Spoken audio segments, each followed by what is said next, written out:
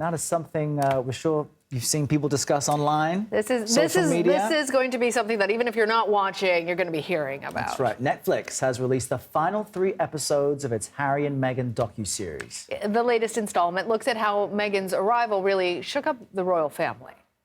When someone who's marrying in, who should be a supporting act, is then stealing the limelight or is doing the job better than the person who was born to do this, that upsets people. It shifts the balance. Let's bring in CBS News royal contributor Amanda Foreman. Amanda, great to have you with us.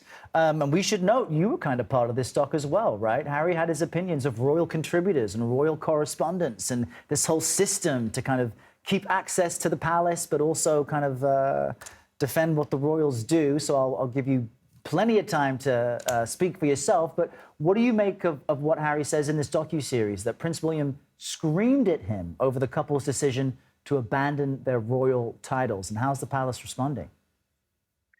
Well, the palace obviously isn't saying a word at this point. The screaming match refers to what is known as the Sandringham Summit.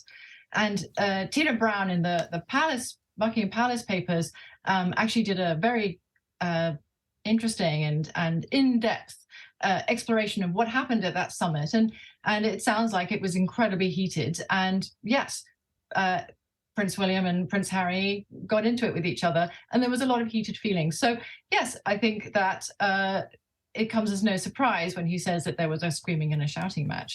But as Tina Brown makes clear, there was so much hurt on both sides, and both sides have claimed that the other was briefing and leaking against each other, that at this stage it's totally impossible to be able to untangle what is essentially a family divorce. Amanda, you know, there are some people who are really interested in all the machinations of the royal family and the drama of it.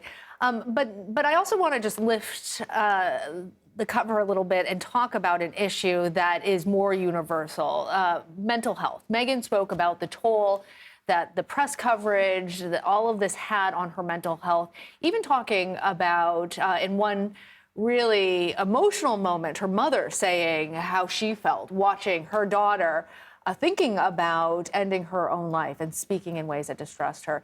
Do you think that any of this might change the way that either the British tabloids cover the royals or inspire other people to seek help when they are struggling?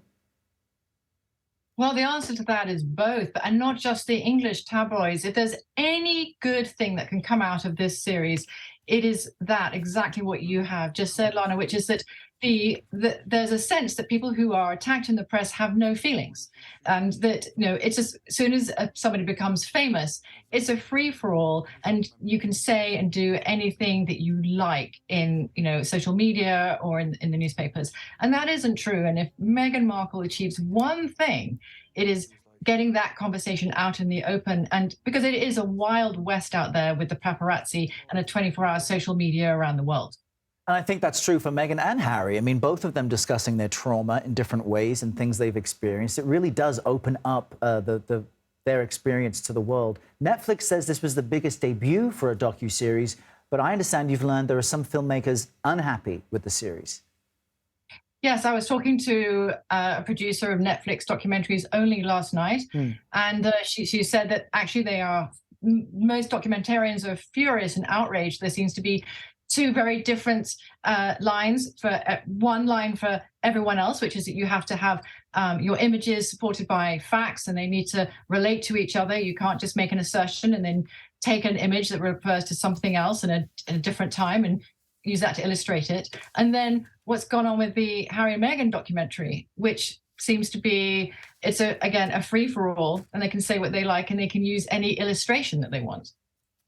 All right, well, I know people are going to be talking about it. Hopefully this gives you some more information as well. Amanda Foreman, thank you. Thank you, Amanda. Welcome.